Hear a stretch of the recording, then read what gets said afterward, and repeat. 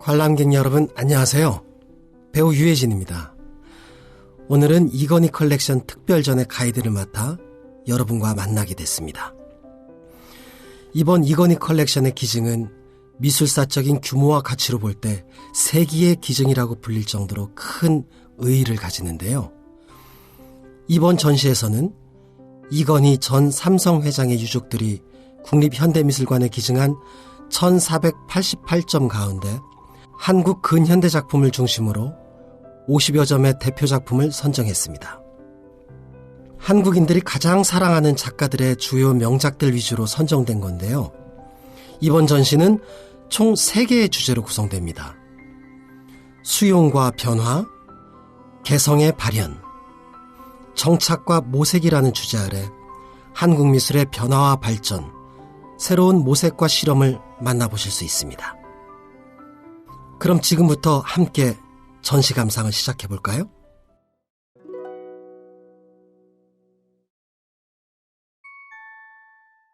낙원, 백남순.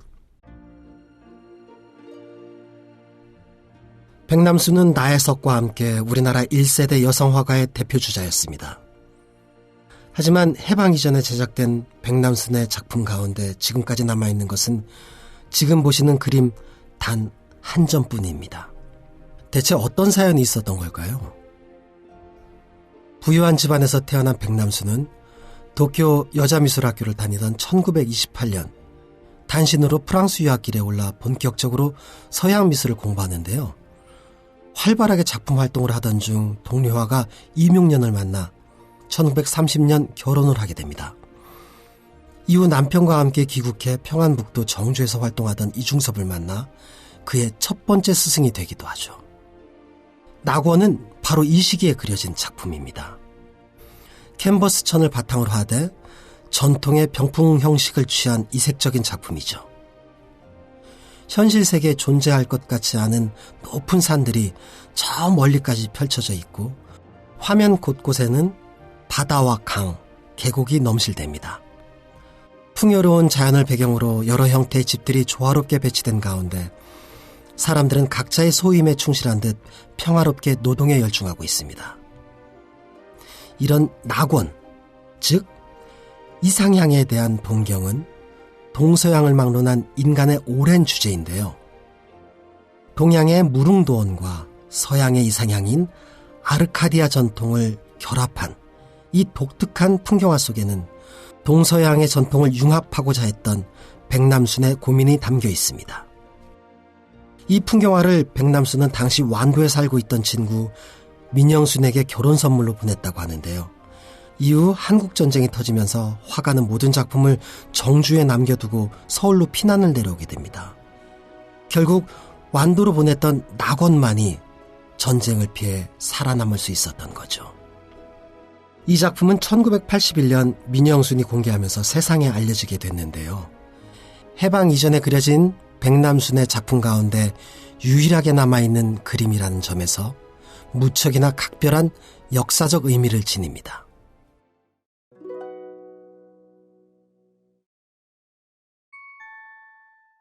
화령전 작약, 나혜석. 나혜석은 한국 근대기를 대표하는 여성 화가일 뿐만 아니라 한국 화단의 서양화를 도입하는 데 중요한 역할을 했던 선구자이기도 합니다.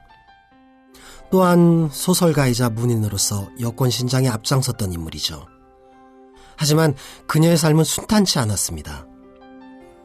외교관이었던 남편과 함께 유럽에 머물던 나혜석은 1929년 파리에서 만난 최린과의 연문으로 인해 사회적으로 커다란 비난과 손가락질을 받게 됩니다. 결국 그녀는 남편과 이혼한 뒤 1934년 이혼 고백서라는 글을 발표하는데요. 남녀 불평등을 강하게 비판하면서 자유연애를 주장했던 이 글은 다시 한번 사회적 파장을 일으키게 되죠. 이 그림 화령전 작약은 이 글을 발표한 이후에 제작됐다고 알려져 있는데요. 당시 4명의 자녀를 빼앗기고 심적인 아픔을 겪고 있던 나혜석은 고향인 수원 본가에 내려가 있으면서 이 그림을 그렸다고 합니다. 그림은 정조의 어진을 보관하던 전각인 수원 화령전과 그 앞에 작약을 화폭에 담고 있습니다. 화령전의 지붕과 그 앞에 빨간 문, 그리고 화면의 반을 차지하는 활짝 핀 작약은 날아갈 듯 활달한 필치로 묘사되어 있습니다. 빨간색과 초록색의 강렬한 대비, 속도감 있는 필체는 전체적인 화면에 생기를 부여하며 강렬한 인상을 줍니다. 거칠고 주관적인 표현이 강조된 것이 이 작품의 특징이라고 할 수 있죠. 이 작품 이후로 나혜석은 그림을 거의 그리지 못한 채 방랑하다 1948년 쓸쓸히 생을 마감했는데요. 조선미술전람회에 출품된 나혜석의 작품들은 도판으로 전해지지만 확실히 진위를 구분할 수 있는 작품은 거의 남아있지 않습니다. 따라서 가장 확실한 진품으로 평가받는 이 그림은 나혜석 연구의 기준이 될 만한 작품으로 그 의의가 깊습니다.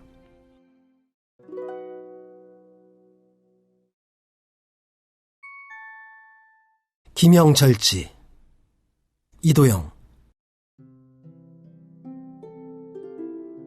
조선시대 말에는 지금의 정물화에 해당하는 김영절지화가 인기를 끌었습니다. 김영절지화는 중국의 오래된 청동기와 도자기, 꽃과 과일 등을 그린 그림을 뜻하는데요.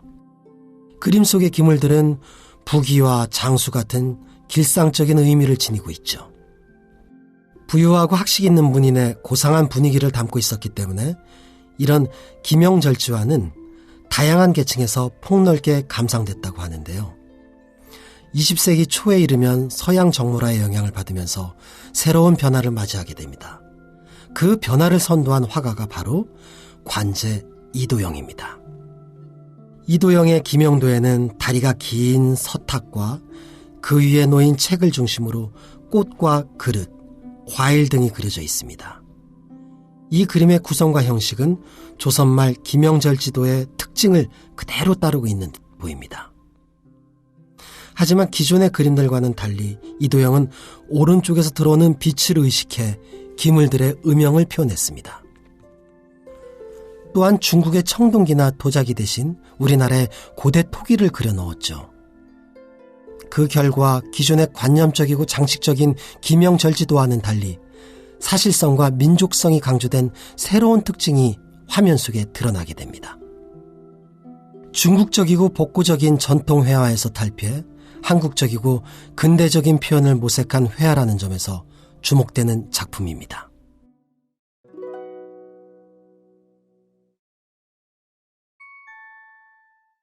금강산 구룡폭, 변관식.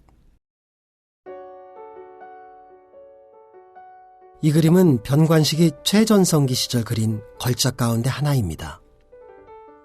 금강산을 수없이 오가며 그 풍경을 스케치했던 변관식은 자신이 직접 목격한 금강산의 풍경을 많은 그림으로 남겼는데요. 1950년대 후반부터 그려진 금강산 작품들은 그의 호를 따 소정양식이라고 불립니다. 이 양식의 가장 큰 특징은 세로로 긴 화면에 자연 경관을 수직 구도로 배치하고 아래에서 위로 올려다보는 시점으로 그 경관을 그림으로써 대자연의 웅장함을 극대화한다는 점인데요. 그럼 소정양식의 정점이라고 불리는 이 그림을 조금 더 자세히 들여다볼까요? 실제 경치를 바탕으로 한 그림답게 구룡폭포와 주변 바위의 모습들이 매우 사실적으로 묘사되어 있습니다. 각진 바위들의 표면은 농담이 다른 먹을 층층이 쌓아 올려 표현했고 바위의 선들은 진한 먹을 점처럼 튀기듯 찍어냄으로써 만들어내고 있습니다. 정묵법과 파선법으로 불리는 이 두 표현 기법 역시 소정양식의 특징이라고 할 수 있는데요. 변관식은 이런 화법을 이용해 구룡폭포가 품고 있는 대자연의 기운을 사실적이면서도 웅장하게 전달합니다. 그는 또한 이런 자연 공간에 여행객을 자주 등장시키곤 하는데요. 이 그림에도 폭포를 마주한 채 서 있는 남성과 너럭바위에 앉아 심취한 듯 폭포를 바라보는 사람들이 보이죠. 거대한 폭포와 대조적으로 작게 그려져 있는 이 여행객들은 실제 현장의 공간적 크기를 실감케 하면서 우리에게 공간의 현장성을 생생하게 전달해 줍니다.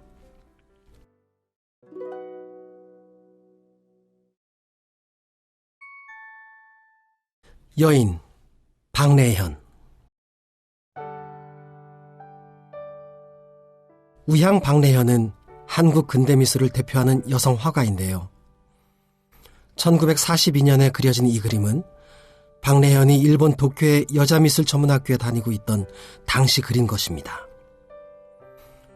여인이라는 소재는 박내현의 작품 세계에서 중요한 자리를 차지하는데요. 일본의 그림을 공부하러 갔던 23살 박내현은 어떤 여인의 모습을 그림 속에 담았을까요? 흰 치마와 연 푸른색 저고리를 입고 신식으로 머리를 들어 올린 그림 속 여인은 등을 보인 채 나무 의자에 비스듬히 앉아 있습니다. 머리카락 한 올까지 잡힐 듯 섬세하게 그려진 여인의 주위로는 정적인 분위기가 감돌고 있죠. 그런데 맑고 담백하게 그려진 인물의 모습 가운데에서 저는 특히 손 모양의 눈길이 가네요. 겉으로 드러나지 않는 여인의 표정과 감정이 손을 통해 표현되고 있는 것처럼 느껴져서인데요. 먼저 왼손을 보면 봉숭아 들인 손가락으로 턱과 뺨을 괴고 있죠. 어딘가 상념에 빠져있는 모습 같죠? 무릎 위로 늘어뜨린 오른손으로 시선을 옮겨보면 종이약 한 마리가 들려 있습니다. 그런데 종이약은 금방이라도 여인의 손가락 끝에서 떨어져 내릴 것처럼 보입니다. 안정된 대생과 섬세한 감정 표현을 잘 보여주는 이 작품은 박내현의 대표적인 초기 여성 인물화 가운데 하나입니다.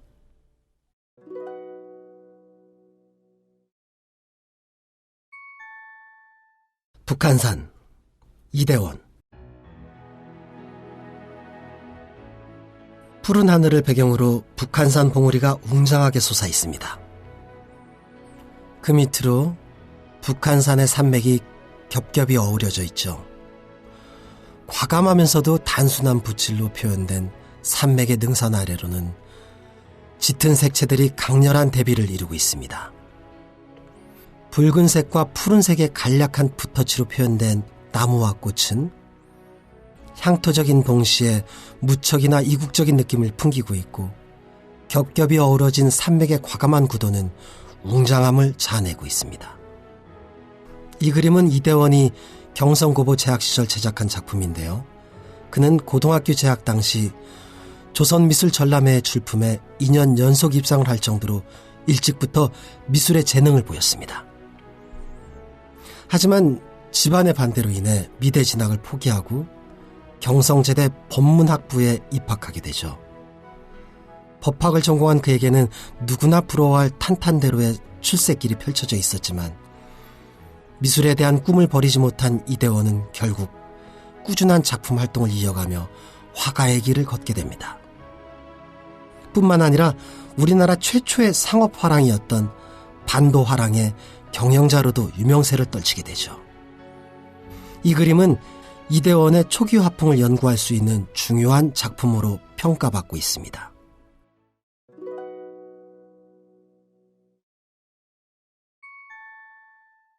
자소상 권진규. 붓으로 그린 자신의 얼굴이 자화상이라면 자소상은 흙으로 빚어낸 자신의 모습을 말하는데요. 권진규는 스스로를 모델로 한 자소상을 많이 남겼습니다. 특히 흙으로 빚은 조각을 말린 뒤 불에 구워서 만드는 테라코타를 좋아했죠. 이 작품 역시 1950년대부터 반복적으로 제작된 자소상 가운데 하나인데요. 머리를 삭발한 채 고개를 들어 먼 곳을 응시하고 있는 권진규의 얼굴은 어딘가 먼 곳을 응시하는 듯합니다. 현실 세계를 넘어서 이상적인 세계를 추구하던 작가의 내면의식이 이 얼굴 안에 반영된 것처럼 보이는데요. 한국의 현대 조각가들 가운데서 자신의 모습을 반복적으로 조각한 작가로는 김종영과 권진규를 들 수 있습니다. 그 중에서도 권진규는 자신의 얼굴을 비교적 사실적으로 표현하면서 외모의 닮음을 넘어 내면 세계를 담아냈다는 점에서 그 독창성과 독자성을 인정받고 있습니다.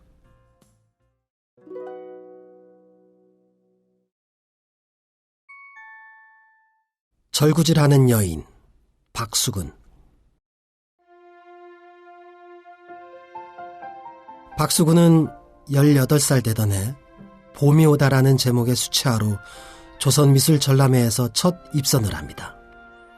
이후 꾸준히 관주도의 전시회에 출품을 하는데요. 제도권 미술 교육을 받지 못한 그에게 화가가 될 수 있는 유일한 방법은 전람회 출품의 상을 타고 이름을 알리는 길뿐이었기 때문이죠. 그가 전람회에 출품한 작품들은 주로 농가의 풍경과 여인의 모습을 담고 있었는데요. 밀레와 같은 화가가 되고 싶었던 박수근은 일하는 여인의 모습을 반복적으로 그리며 자신의 작품 세계를 만들어갑니다. 특히 1940년 결혼식을 올린 뒤에는 아내였던 김복순이 작품의 중요한 모델이 되는데요. 이 그림 절구질하는 여인 역시 아내를 모델로 제작한 것입니다.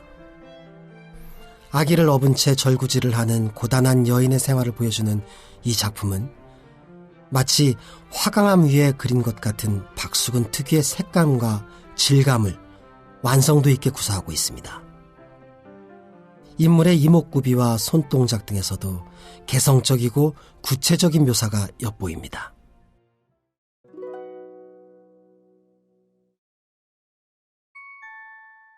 유동, 박수근. 박수근은 한국전쟁 이후 서울에 자리 잡은 서민들의 일상생활을 소재로 그림을 그렸습니다.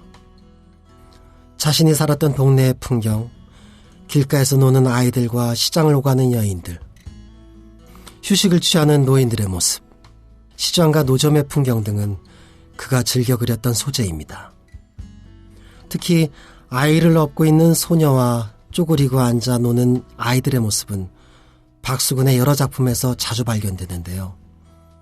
이 그림에서도 집 앞 골목길에 옹기종기 모여 앉은 6명의 아이들이 보입니다. 아기를 업은 소녀 하나가 공기놀이를 하는 이 아이들을 물끄러미 지켜보고 있죠. 그런데 이 그림의 배경은 서울이 아니라 농가입니다. 또한 박수근의 작품 대부분에서 인물의 배경으로 등장하는 집들은 단순한 형태로 소략하게 표현되는 데 반해 이 그림에서는 아이들을 둘러싼 집의 모습이 매우 구체적으로 묘사되어 있습니다. 1963년에 제작된 이 그림은 2년 뒤인 1965년 대한민국 미술전람회에 출품됩니다. 하지만 이때 박수근은 이미 세상을 떠난 뒤였습니다. 유족에 의해 출품된 이 작품은 박수근의 유작이었던 셈이죠. 당시 박수근은 국전의 추천작가를 거쳐 심사위원으로 위촉되면서 점차 화단에서 자리를 잡아가고 있었지만 백내장이 악화돼 한쪽 눈의 시력을 잃게 되면서 시리에 빠지게 됩니다. 기대했던 미국 전시도 무산되고 난 뒤 건강이 급격히 나빠진 그는 결국 안타깝게도 51세의 나이로 세상을 떠나고 말았는데요. 평생 세상에 대한 따뜻한 시선을 포기하지 않았던 화가답게 말년에 그린 이 그림에도 대상에 대한 온기는 그대로입니다. 그림 전체를 감싸고 있는 온화한 색조, 둥글고 부드러운 형태감, 아이들 사이에 오가는 시선 등에는 대상에 대한 작가의 따뜻한 애정이 녹아 있습니다.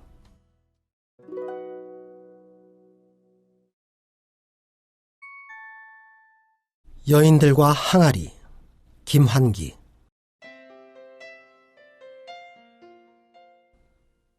수화 김환기는 한국 추상화의 선구자입니다. 하지만 뉴욕으로 건너가기 전이었던 1950년대까지는 보다 한국적인 이미지들이 그의 그림 속에 등장합니다. 이 무렵의 김환기는 백자 항아리, 달, 사슴, 합 같은 민속적 기물과 자연 풍경을 반추상 화면 속에 양식화해 그려 넣음으로써 전통미를 현대화한 작가로 평가받기 시작하는데요. 이 작품 여인들과 항아리는 1950년대 국내 최대 방직 재벌이었던 사모그룹 정재호 회장의 주문으로 제작된 것입니다. 퇴계 후에 자택을 신축하면서 대형 벽화용으로 주문한 작품이었죠. 김한기는 파스텔톤의 색면 위에 인물과 사물, 동물들을 정면 또는 측면으로 배열했습니다. 이 그림 속에 나타나는 단순화된 나무, 항아리를 이거나 아는 발라의 여인들, 백자 항아리와 학과 사슴, 쪼그리고 앉은 노점상과 꽃장수의 수레, 새장 등은 모두 이 시기 김한기가 즐겨 사용했던 모티브들입니다. 그런데 이 그림에서는 전쟁과 피난의 현실을 은유했던 노점상이나 인물들이 판잣집과 천막촌 대신 조선 궁궐 건축물과 함께 배열되어 있습니다. 물을 깃고 고기를 잡아오는 노동 현장 여성들은 고운 천의 옷을 걸친 여성들로 바뀌었죠. 그 결과 그림은 전체적으로 장식적이고 풍요로운 이미지를 자아냅니다. 또한 그림이 보여주는 비대칭의 자연스러운 선과 투박한 색면 처리는 조선 백자의 형식미를 흠모했던 김한기 작품의 조형적 특징을 잘 드러내줍니다. 이 작품은 사모그룹이 60년대 말 방만한 경영으로 쇠락하면서 미술시장에 나와 삼성과 인수됩니다.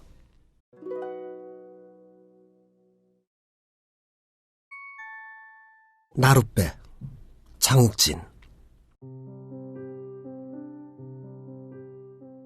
소녀와 나룻배는 마치 한 쌍처럼 붙어 다니는 그림입니다. 하나의 나무판 위에 앞뒤로 그려진 그림들이기 때문인데요. 여기에 어떤 사연이 있었던 걸까요? 이 두 그림 가운데 먼저 그려진 작품은 1939년작 소녀입니다. 이 맨발의 소녀는 장욱진의 집안 선산을 관리하던 산지기의 딸입니다. 그림을 그릴 당시 장욱진은 일본의 미술학교에서 유학 중이었는데요. 고향이 그리울 때마다 그는 고향을 생각나게 하는 소재들을 화폭위에 옮기며 향수를 달래곤 했습니다. 장욱진은 이 작품을 매우 소중하게 여겼다고 하는데요. 한국전쟁이 터져서 부산으로 피난 갔을 때에도 품에 안고 갈 정도였다고 합니다. 그렇게 피난을 떠났던 장욱진은 이후 고향인 연기군으로 돌아가 전쟁 시기를 보냈는데요. 소녀의 뒷면에 그려진 나룻배는 바로 이 시기에 제작된 작품입니다. 그런데 그림을 보시면 전쟁 때 그려졌다고 하기에는 나룻배 풍경이 무척이나 평화로워 보입니다. 소년들과 여인들, 뱃머리에 선 소와 노를 젓는 뱃사공까지 나룻배는 유유자적 사람들과 동물들을 싣고 바람 한 점 없어 보이는 평화로운 강을 건너갑니다. 사실 이 풍경은 작가가 어린 시절 고향에서 늘 마주했던 강나루 풍경이라고 합니다. 장이 설 때마다 나룻배에 많은 것을 싣고 강을 오갔던 사람들의 정겨운 풍경을 전쟁의 한가운데서 꺼내 화폭으로 옮긴 것입니다.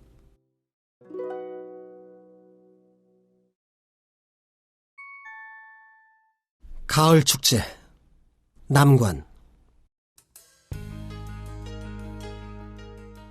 남관은 프랑스에서 미술을 공부한 프랑스 유학 1세대로서 동양적 감수성과 추상화를 결합한 서정적인 화풍을 개척한 화가입니다. 프랑스에서 활동하던 1960년 전후에는 꼴라주와 데꼴라주 기법을 이용해 갑골 문자, 마스크 같은 형상의 작품들을 제작했는데요. 당시 만든 작품들 속에는 한국전쟁을 겪은 후에 비참한 인간상과 그 속에 내재된 생명의 영원성이 표현되어 있었습니다. 1967년 프랑스에서 귀국한 뒤 난간의 작품은 보다 뚜렷한 문자 추상이나 마스크 형상 등으로 발전하게 됩니다. 이 시기를 거치며 푸른색과 보라색 같은 색채가 보다 자유롭게 표현되기 시작합니다. 그리고 1980년대 이후 그의 작품은 또 한 번 변화를 맞이합니다. 전쟁이라는 거대 서사와 무겁고 어두운 형상을 벗어버리고 밝고 화려한 색채로 덮인 축제 같은 화면으로 변해가기 시작한 것이죠. 이 작품 가을 축제는 이런 변화를 보여주는 작품 중 하나입니다. 푸른색 바탕 위에 붉은색과 녹색 등이 화려하게 흩뿌려져 있고 데콜라주된 형상들이 춤추는 삐에로처럼 활기차게 무한한 공간 위를 떠다닙니다.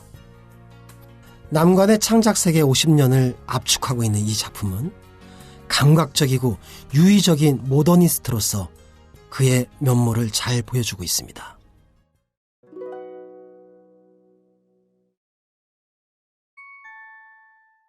구성 이응노. 이응노는 유럽을 무대로 활동했던 대표적인 한국의 화가입니다. 55세 나이에 프랑스로 떠나 재불화가로 살았던 그는 서양 미술과 추상화의 세례 속에서도 동양적인 것, 그리고 한국적인 정신과 미학을 끝내 잃지 않았는데요.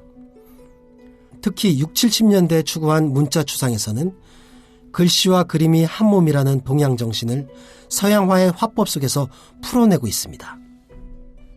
보시고 있는 작품은 문자 추상의 절정기였던 1971년에 그려진 대형 작품인데요. 화면을 채우고 있는 각각의 형태들은 한자의 획을 떠올리게 하지만 문자로서의 구체성은 추상화되어 사라지고 없습니다. 대신 문자들이 서로 연결돼 구성됨으로써 자연스러운 조형미를 부각하고 있죠. 또한 왼쪽에는 붉은색, 오른쪽에는 갈색의 색상을 배치해 서로 대비시킴으로써 화면에 역동성을 부여하고 있습니다. 이응노의 문자도가 이렇듯 생생한 생동감을 가질 수 있는 이유는 그의 출발점이 서예가였다는 사실과도 무관하지 않을 텐데요. 훈장의 아들로 태어난 그는 3대 서화가였던 해강 김규신에게 사군자를 배우며 본격적으로 그림에 입문했습니다. 이후 33살의 나이에 일본으로 건너가 동서양화의 기법을 두루 습득하고 55세에는 유럽 하단에 진출해 문자추상이라는 새로운 작품 세계를 개척했습니다. 1989년 심장마비로 세상을 떠나기 직전까지 수목과 필획이 살아있는 대규모 인물 군상을 그렸던 이응노는 평생 새로운 미술을 찾아 도전을 마다하지 않았던 한국 현대미술의 거장입니다.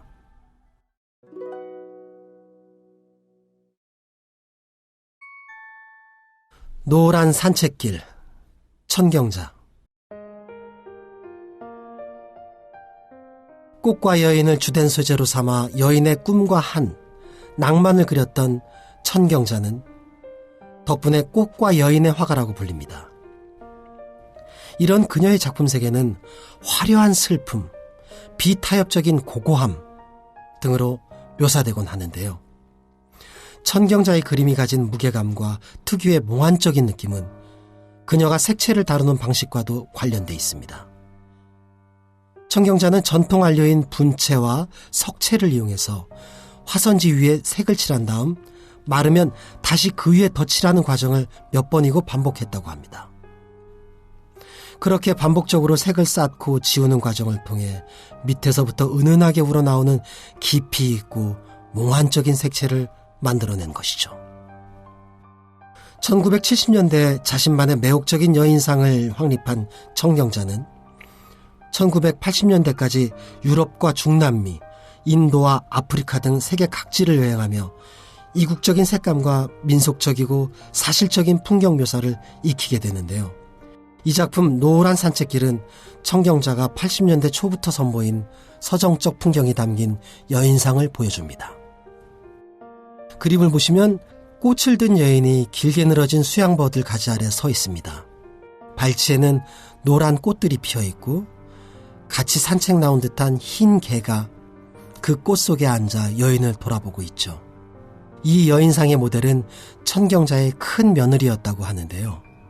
천경자의 후기 여성인물상은 이처럼 아름답고 고혹적인 모습으로 그려지며 그녀의 작품 세계를 완성시킵니다.